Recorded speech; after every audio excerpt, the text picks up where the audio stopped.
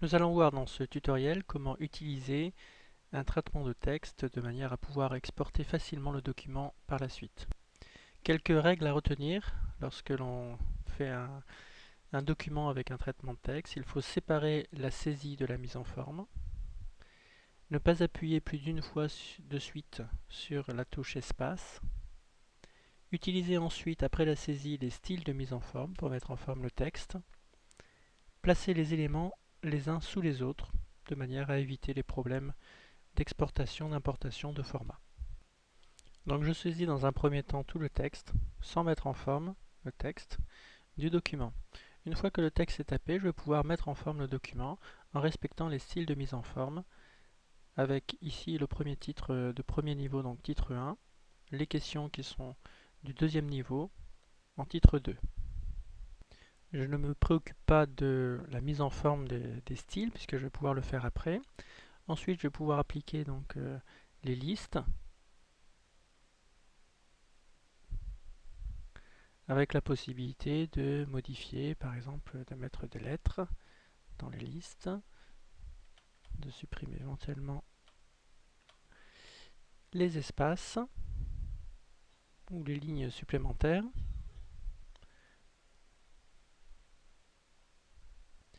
Si j'ai du texte, par exemple, qui doit se positionner en pied de page, je vais pouvoir le couper. Je fais insertion pied de page standard et je vais pouvoir le mettre à cet endroit-là en lui appliquant un style pied de page. Je vais pouvoir insérer mes éléments graphiques, donc mes images, insertion image à partir du fichier.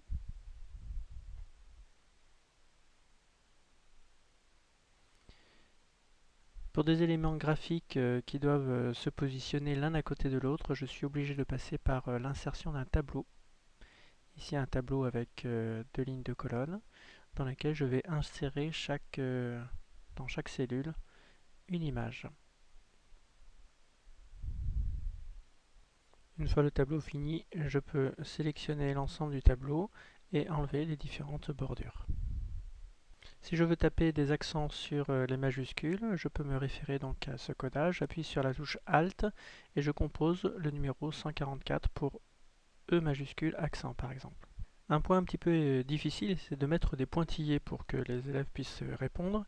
Donc ici, je vais appuyer 3, 4, 5 fois sur des pointillés, un espace après, je sélectionne donc ce que je viens de taper, je fais un copier et je colle les pointillés de manière à ce qu'ils puissent bien se couper sur deux lignes. Il ne me reste plus maintenant qu'à mettre en forme les styles. Je vais dans Style et Formatage. Je choisis par exemple mon titre 1. Je clique droit, je fais Modifier.